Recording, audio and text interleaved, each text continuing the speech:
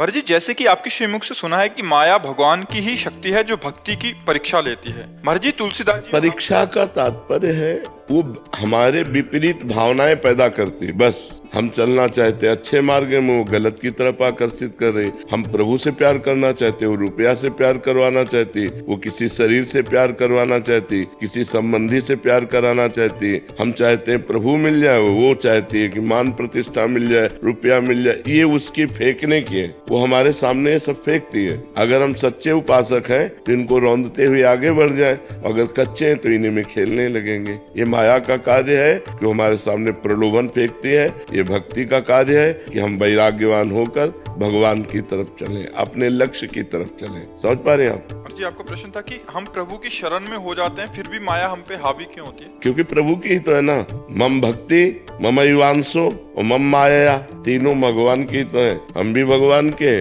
माया भी भगवान की है। तो घर के ही घर की बात कर रहे हैं, उसके कोई विपरीत थोड़ी है। किसी और दैवी माया, किसी और देवता की थोड़ी है कि हम भगवान की भक्ति करें, हमारी परीक्षा लें।